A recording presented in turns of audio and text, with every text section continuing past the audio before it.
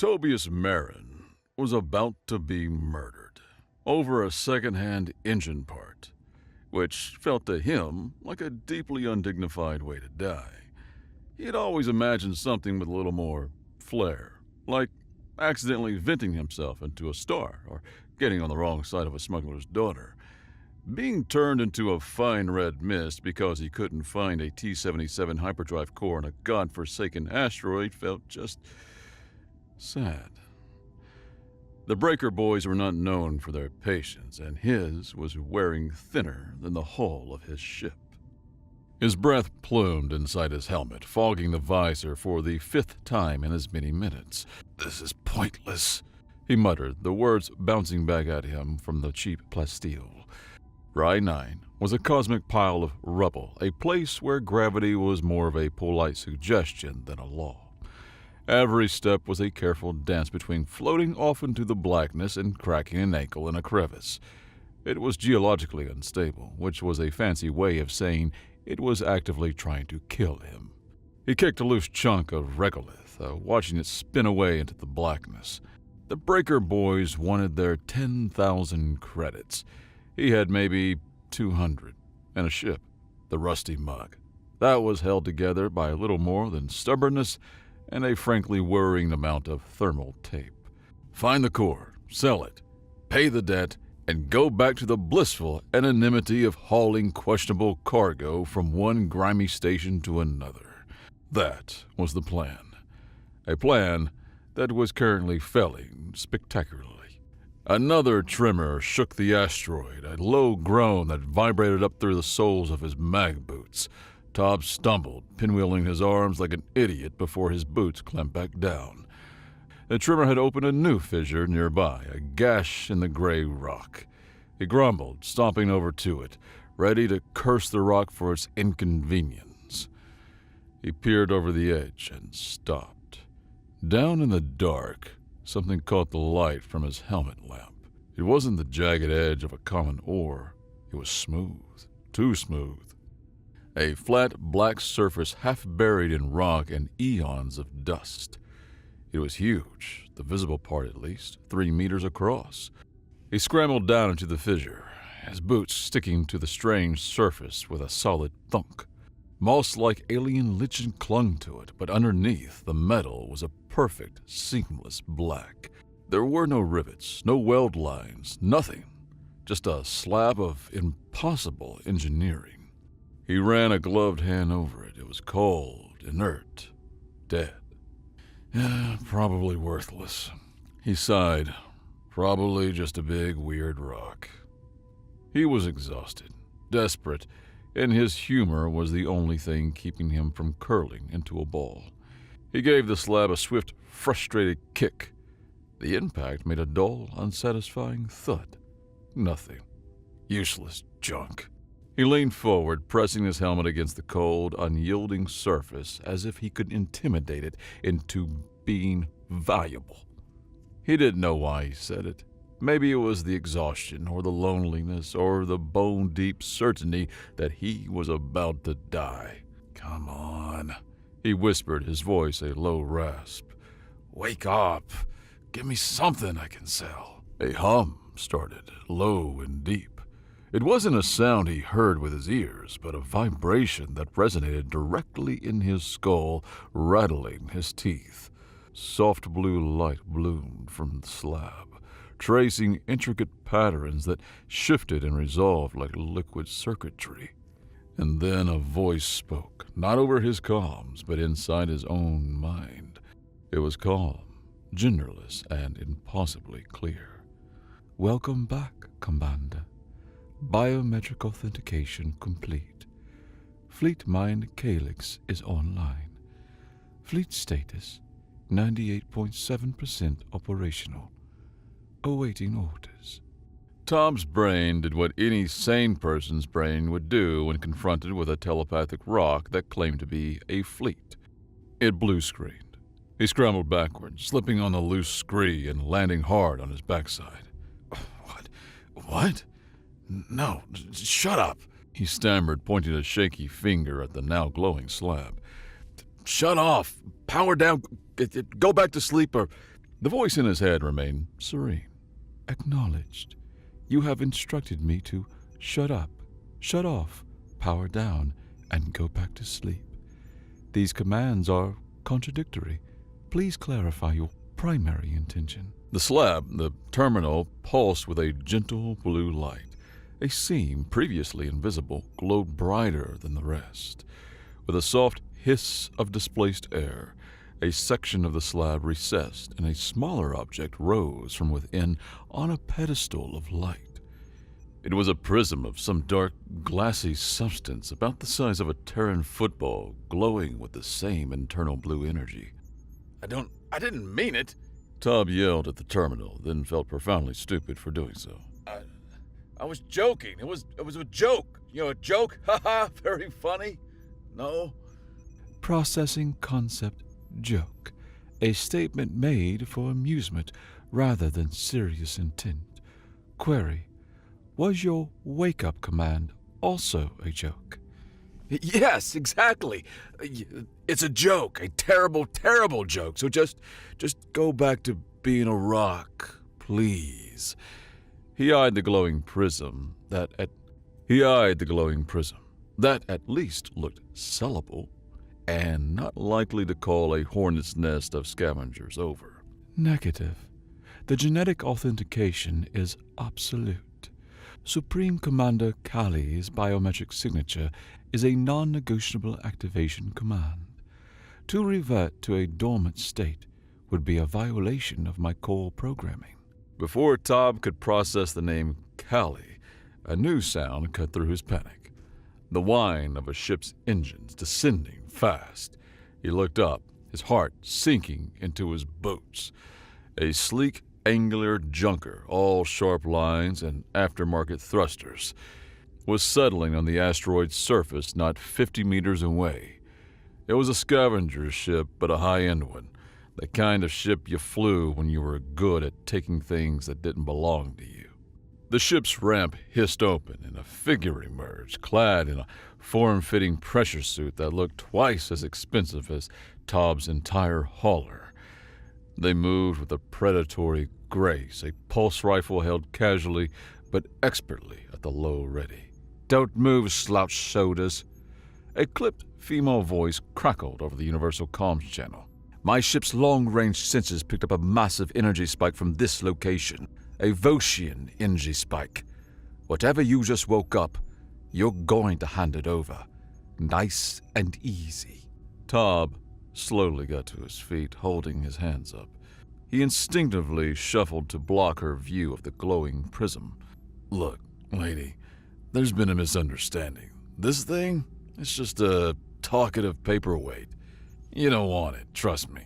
She stalked closer, her helmet hiding her face but not her intent. "I'll be the judge of that. That's a Voshian command core," she said, her voice dropping with awe as she saw the prism. "I've only seen them in schematics. They're supposed to be inert, dead." "It is, or it was," Tob said, his voice rising in panic. "I just kicked it a little and—" "Commander," the voice of Calyx interrupted, calm as ever inside his head. "I am detecting an armed vessel on a rapid descent vector. Designation, Breaker Boys Class Marauder. Their weapons are hot. They are hailing us." "Oh, perfect," Tob groaned, squeezing his eyes shut. "Just perfect." The Breaker Boys' ship was the antithesis of the sleek junker. It was a bloated, ugly beast of a vessel, bristling with mismatched gun turrets and scarred with years of clumsy docking. A skull and crossbones, crudely painted on its bow, was flaking off. A tinny voice blared across the comms, dripping with false bonhomie. "Tobias, my boy, we saw you had company and got worried. Didn't want anyone trying to buy out your debt before we had a chance to collect." The voice belonged to Rax, a low-level pirate captain whose hygiene was as questionable as his morals. "We'll be taking your ship, and whatever that glowing trinket is as a down payment. Be a good lad and power down your life support. Makes the cleanup easier." The other junker, Zana, as her suit's ID tag read, swung a rifle toward the descending pirate ship. Breaker, boys. Bottom feeders. This just got complicated. Complicated? Tob squeaked. Oh, we're about to be spaced by a bunch of thugs. You're trying to rob me, and I've got a ghost in my head. We are miles past complicated and are currently cruising through catastrophically screwed. Zana ignored him, her attention fixed on the pirate ship. They're powering the main cannon. We've got seconds. Tob was hyperventilating. His life was flashing before his eyes, and it was mostly a montage of greasy engine rooms and bad synth noodles. He was trapped between a pirate with a cannon and a thief with a rifle. All because he'd made a joke to a rock. Desperation clawed at his throat. He wasn't thinking, he just reacting. He shouted at empty air, at the voice in his skull, at the universe that had decided to single him out for this cosmic prank. Calyx, just make it go away. There was a half-second of silence. Then, the calm, placid voice returned. Acknowledge, Commander. Sanitizing threat factor. Zana glanced at him. What did you just... She never finished the question. High above, in the blackness of orbit, something happened. A pinprick of darkness appeared next to the Breaker Boys' ship, an absence of light, a tear in space-time. From this tear, a sliver of polished black metal emerged, a drone, no larger than a fighter, shaped like a cruel needle. A beam of pure white energy, thinner than a thread, shot from the drone.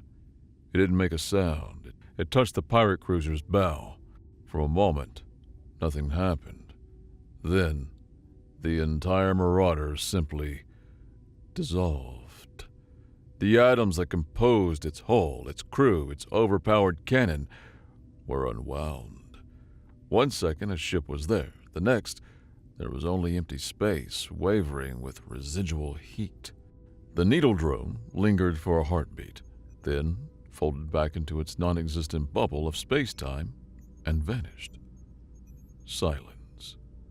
Zana slowly lowered her rifle. Her helmet was polarized, but Tob could feel the weight of her stare. Her jaw, he imagined, was somewhere around her knees. The ship's erasure from existence sent a wave of nausea through him so powerful he had to brace himself against the terminal slab. He hadn't just seen a ship destroyed, he had seen it erased from existence. He quickly snatched the glowing prism from its pedestal before Zana's shock wore off, tucking it securely in his salvage pack. "Okay," he said, his voice a weak, trembling thing. "New problem." The standoff on the rusty mug was a panicked affair, the two of them trying very hard not to scream at each other. The air in the cockpit was thick with the familiar sense of recycled air, faintly burnt wiring, and years of spilled synth calf.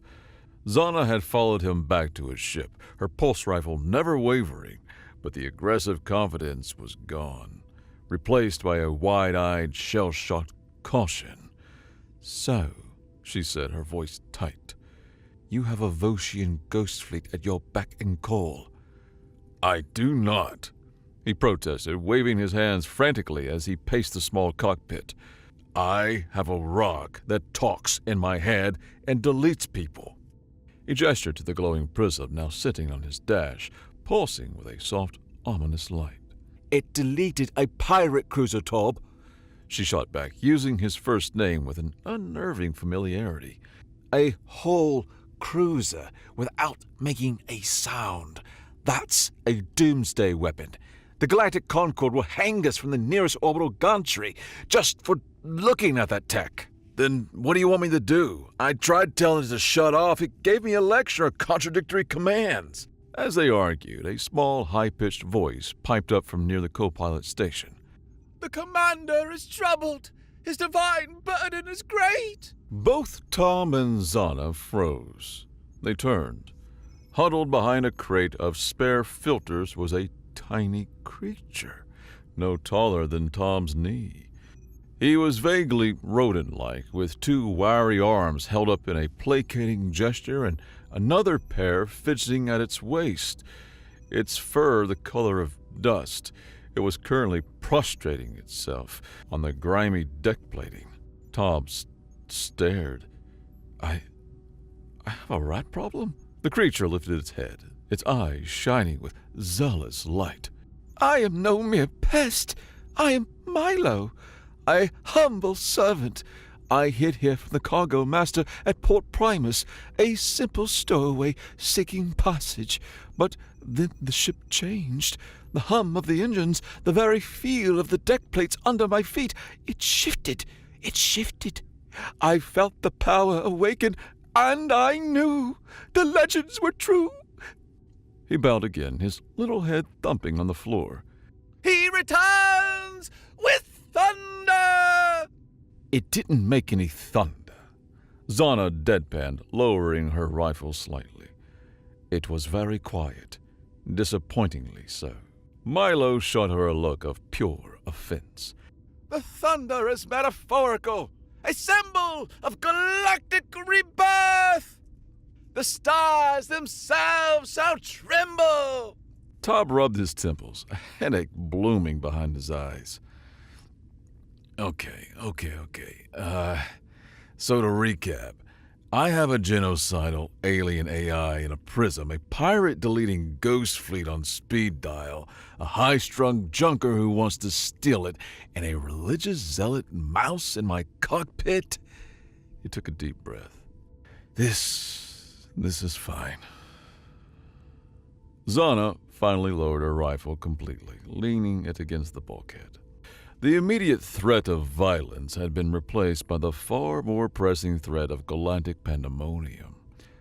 "Look, slouched shoulders," she said, her tone shifting from hostile to purely pragmatic.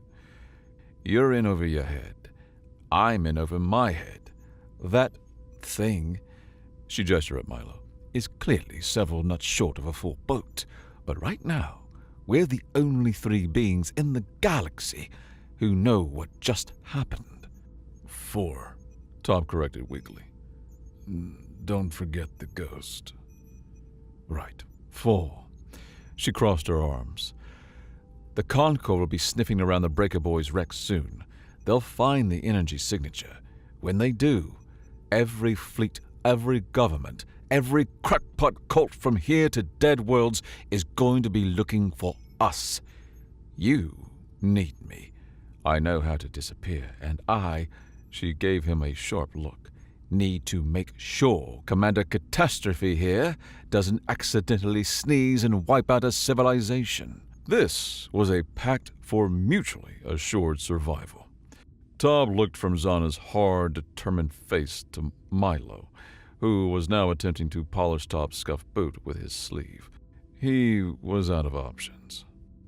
"Fine," he sighed, the word tasting like defeat. "We're partners, but if the mouse starts chanting again, he's going in the airlock." The stars shall sing his praises from the starless dark. Milo squeaked happily. "That doesn't make any... whatever."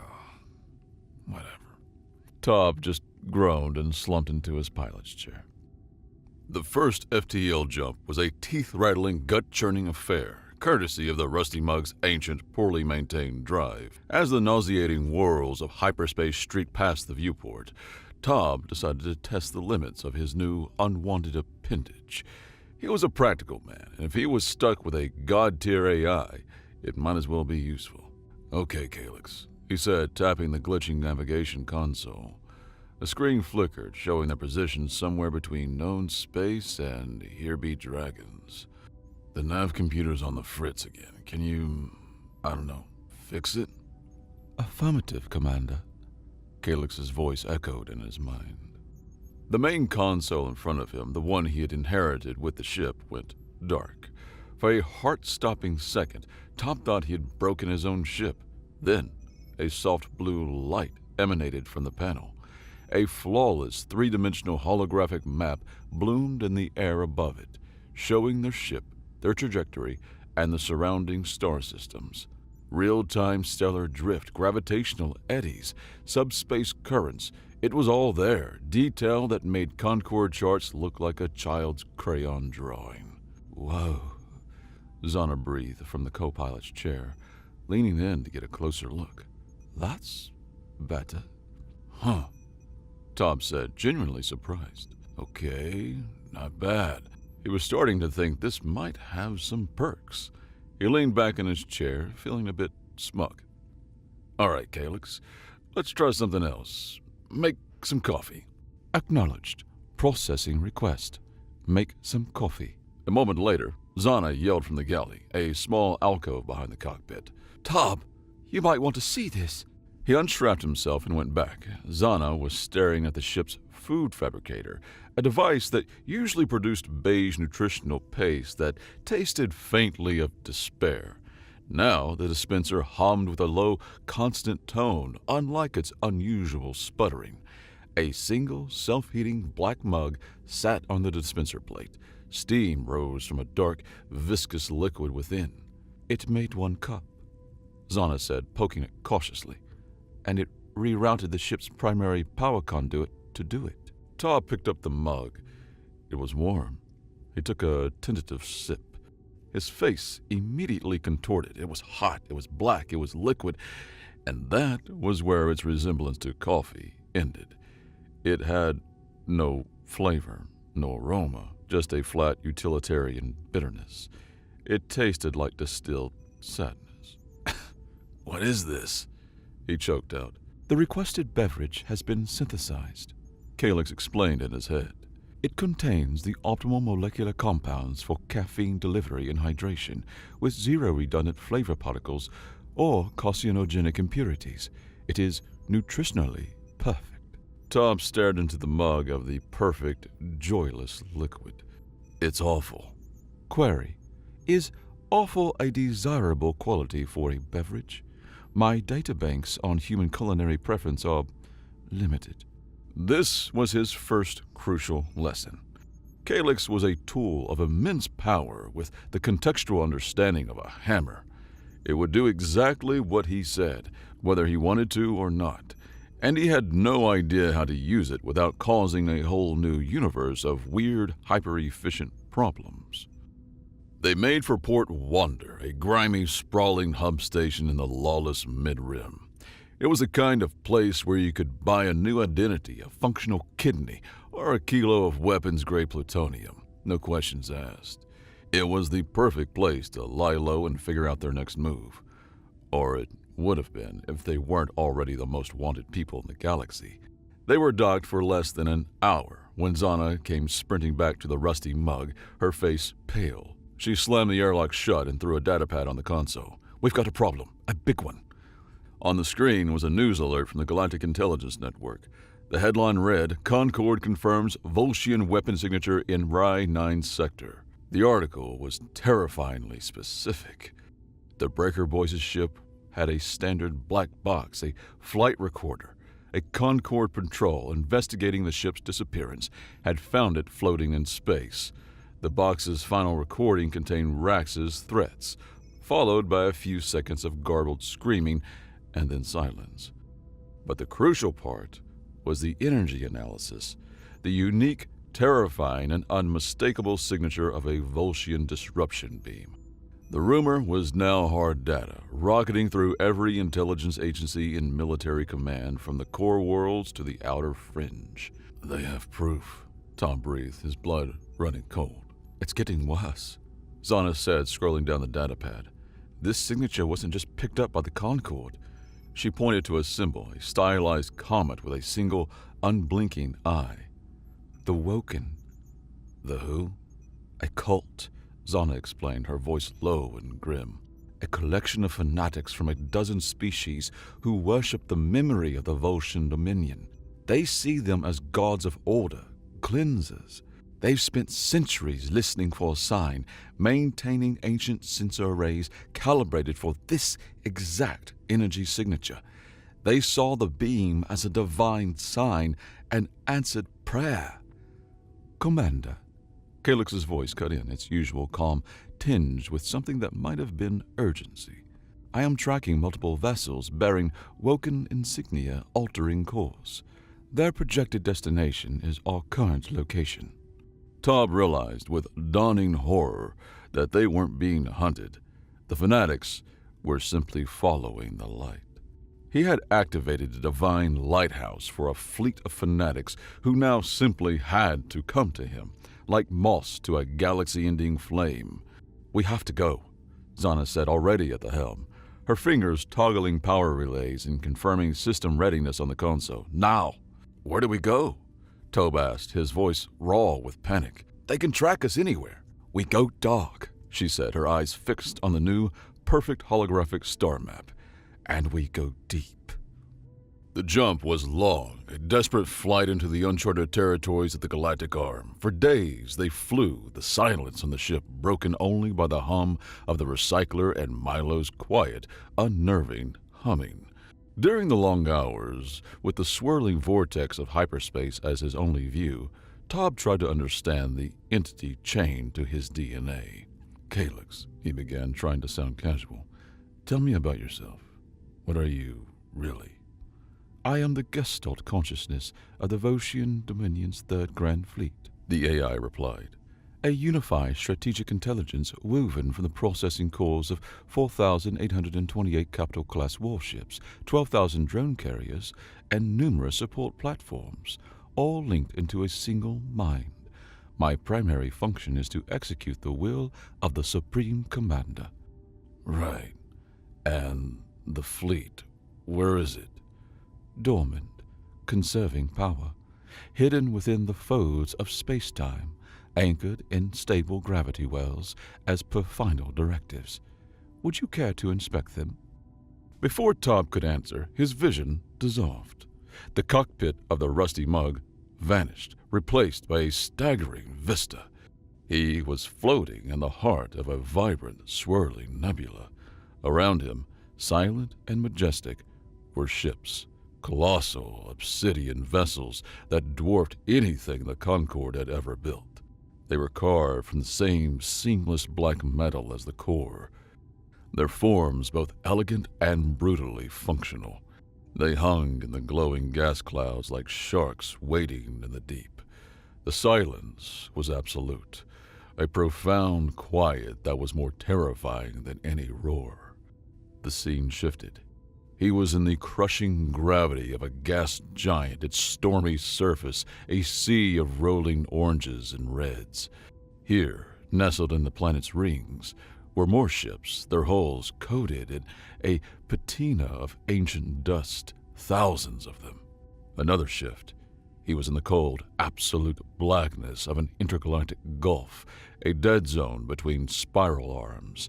A perfect sphere of warships was arrayed around a singularity, held in a delicate, timeless stasis.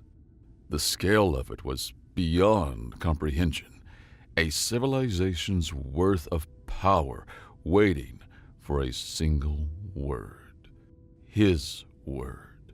The tour ended as abruptly as it began. He was back in his pilot's chair, the worn fabric feeling flimsy and unreal beneath him. He was pale, shaking, a cold sweat plastering his shirt to his skin. He felt the phantom pressure of 1 trillion tons of warship on his shoulders. Zana, who had been watching him, said nothing. Her cynical armor seemed to have cracked. Her gaze changed. The calculation of threat and opportunity faded. She saw only a terrified man who had just seen the monster under his bed and realized it was real. Wordlessly, she got up, went to the galley, and came back. She didn't offer words of comfort. She just pushed a nutrient paste packet and a water bulb into his trembling hands. It was a blunt, practical gesture. For her, it was a profound act of compassion. He took them, his fingers fumbling. "Thanks," he mumbled.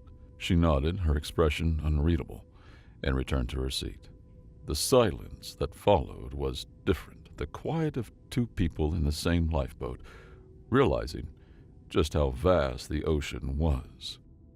"If we're going to have any chance," Zana said, breaking the silence, "we need to know what we're dealing with. Not just the what, but the why." I know a place. The place was a data haven called the Archive of Whispers, located on the shattered moon of a dead world in a system even the pirates avoided. It was run by information brokers who valued privacy and credits above all else. They navigated the rusty mug through a graveyard of decommissioned satellites and automated defense platforms. Zana's skilled piloting the only thing keeping them from being turned into scrap. Inside the station, they paid an exorbitant fee to a multi-limbed creature floating in a tank of murky fluid for access to a secure data terminal. Tob set the glowing prism on the console beside him. Zana sliced through layers of archaic encryption, her fingers swiping through menus and disabling firewalls in the holographic interface. Looking for files on the Voshian Dominion. The deep stuff, unredacted. The files began to load. They weren't historical records, they were raw data. Military logs, colonial reports, internal communiques. What they found turned Tob's stomach. What they found turned Tob's stomach. The Voshian Dominion hadn't just been conquerors. They had been systematic industrial-scale monsters. The screen, filled with images and text logs, planetary pacification records that detail the atmospheric incineration of entire worlds. Species catalogs that listed entire sentient races as decommissioned.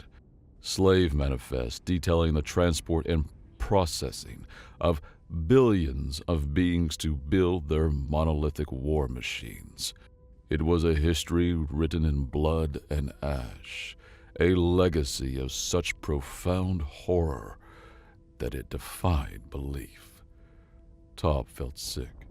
He turned away from the screen, his face ashen. "Calyx," he asked, his voice a choked whisper.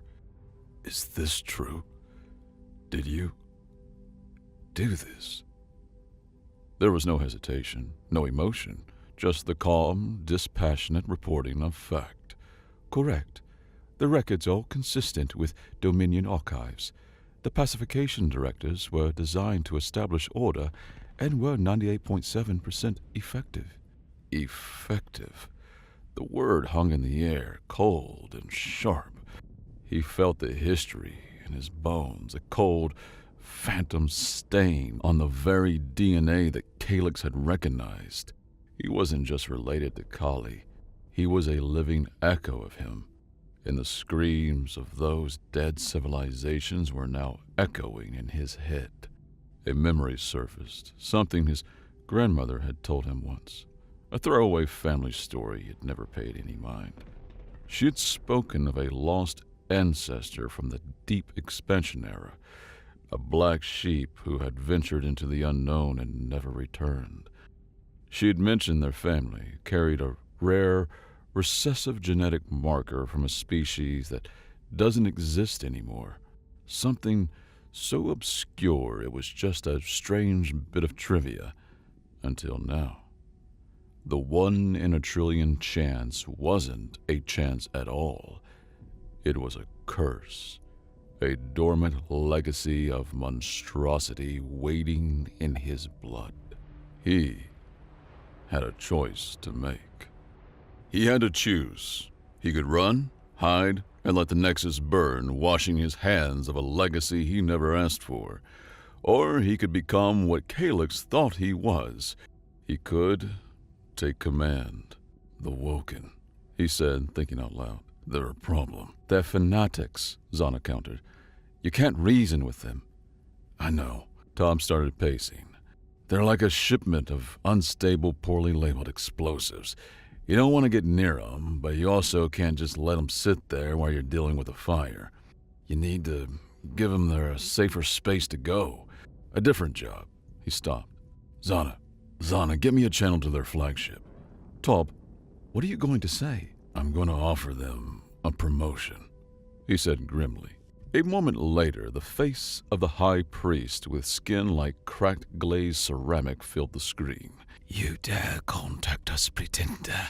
the creature hissed. Tob met his gaze. He didn't try to sound like a warlord. He just sounded like himself, tired but determined. "You seek a cleansing by holy fire, an act of will. This swarm is a mindless plague. There is no glory in being devoured by pestilence. A true commander does not let an accident do his work. He leaned in. Help me stop this plague, and then when the battle is won, we will decide the fleet's true purpose together. You can be the arbiters of a new age, or you can be the fools who cheered for a wildfire as it burned down your own house. Your choice. He cut the channel before the priest could reply. Then he turned to the empty air. Calyx, open a channel to the entire fleet.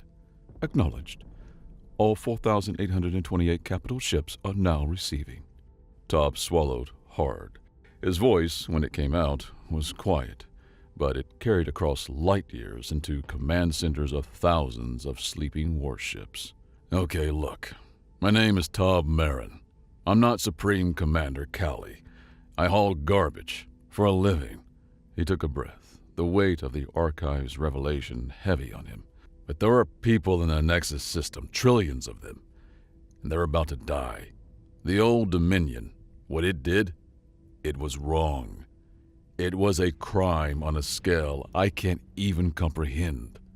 He looked at the view screen, at the dying Concord ships. Today, we're not going to be that. Today, we're not conquerors. We're not sanitizers.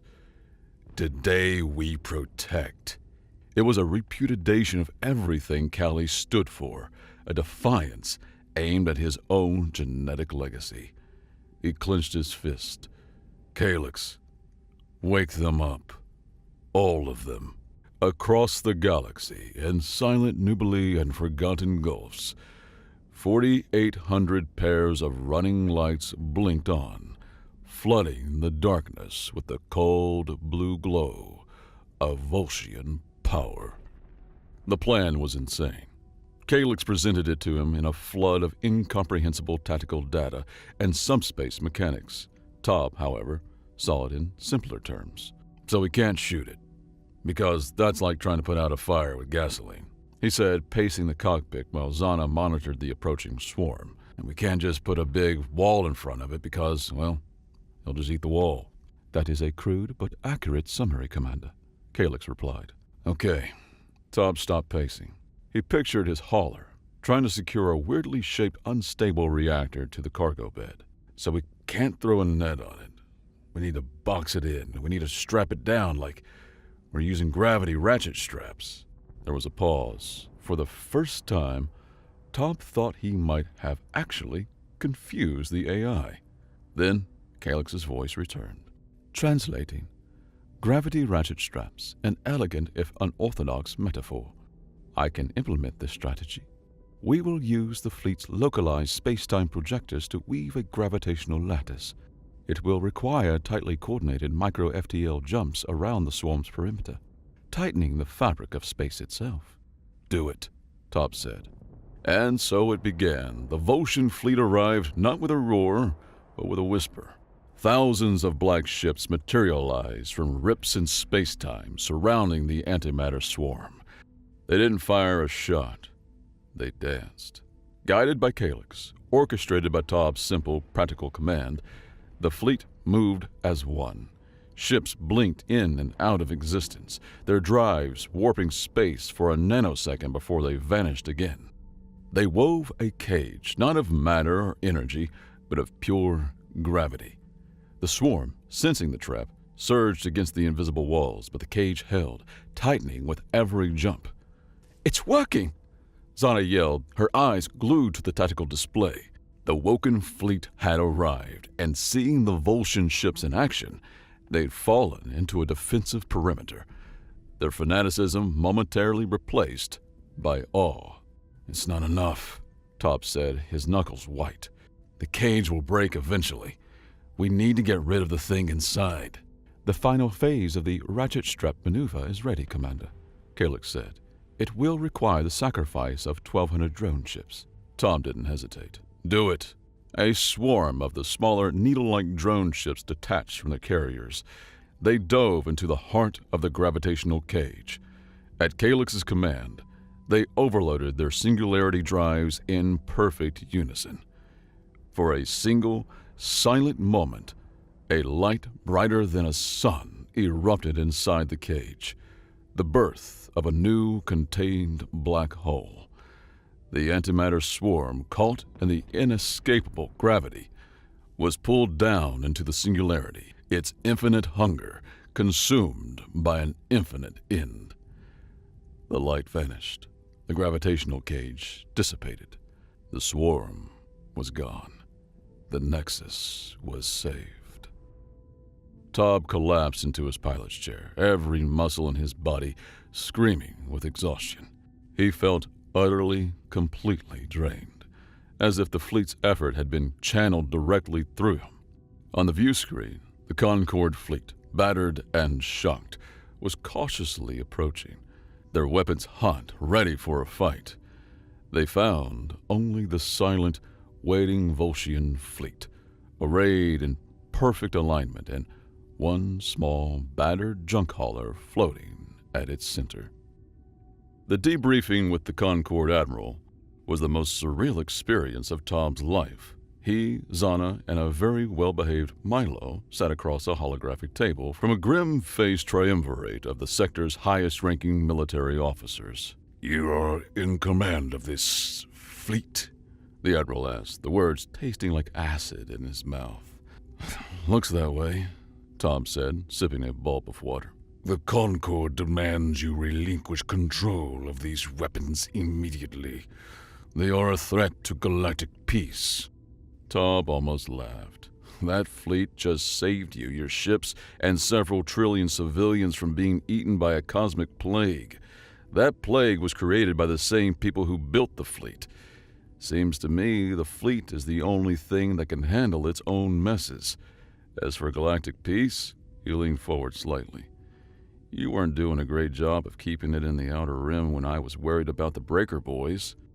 "The fleet stays with me." The Admiral's face was a thundercloud, but he had no leverage. An entire Volscian fleet was sitting on his doorstep. He had no choice but to agree. Back on the rusty mug, the adrenaline had faded, leaving only a profound weariness. Tob sat in his chair, staring into the starfield, the glowing prism on his dash seeming to watch him. "Calyx," he said quietly, "you have new standing orders." "Ready to receive, Commander." "First, stop calling me Commander. My name is Tob. Got it?" "Processing. This contradicts core identity directives, but the Commander's, Tob's, order is primary. Acknowledged, Tob." "Good. Now for the important part. Your new mission is to patrol the lawless zones, the places the Concorde can't or won't go. You will respond to distress calls. You will defend helpless colonies from raiders. You will stop pirates. No more conquering. No more sanitizing. You help people. That is your primary directive now. Protect." There was a longer pause this time, a full 3 seconds of silence. Tob wondered if he'd broken it, if the command was too antithetical to its nature. Then Calyx's voice returned, and for the first time there was something new in its tone, not emotion, but a hint of something deeper, a shade of understanding. "Acknowledged, Tob. Recalibrating primary directive with benevolence parameters. This is a novel operational framework. I believe I will enjoy this new mission." Months later, the rusty mug was transforming from a rust bucket into a home. The massive Nexus Gratitude Fund had taken care of his debt and then some. His ship now boasted a few Volscian comforts, an internal dampener that made FTL jump smooth as silk, a nav computer that never glitched, and a food fabricator that, after weeks of painstaking trial and error with Calyx, could now produce a cup of coffee that was extraordinary. It had the rich, dark aroma of roasted nebulae and a taste that was both bold and smooth, with a hint of something like cinnamon and triumph. Zana was his permanent co-pilot, a full partner in their new, strange enterprise. She handled logistics, intelligence, and a running commentary on his command style. Milo had appointed himself Chief Morale Officer and Custodian of the Commander's Legend, a title which mostly involved polishing the prism on the dash and occasionally chanting, "He protects," with quiet competence. They were hauling legitimate medical supplies to a colony on the fringe, a paying gig, for old time's sake. A yellow alert pinged on the console, a distress call, a freighter, the Stardust Drifter, under attack by raiders in a nearby asteroid field. Zana looked at him, a slight smirk on her face. "Your public is calling." Tob let out his signature perpetually tired sigh. He took a long sip of his perfect coffee and tapped the comms panel that was now hardlined to the most powerful fleet in the galaxy. "Calyx, you heard him. Give 'em a hand. And this time," he added, "try not to scratch their paint. They get fussy about that." He leaned back in his chair, watching a single needle-like drone wink into existence 1,000 kilometers away, ready to disable the Raiders' engines with a fine-tuned energy burst. One that would melt the drive controls without harming the crew. Warlord, prophet, hero. The galaxy could call him what it wanted. In his own mind, he was just a guy with a fleet, a conscience, and a job to do. And for the first time in his entire chaotic life, Tob Marin felt like he was exactly where he was supposed to be.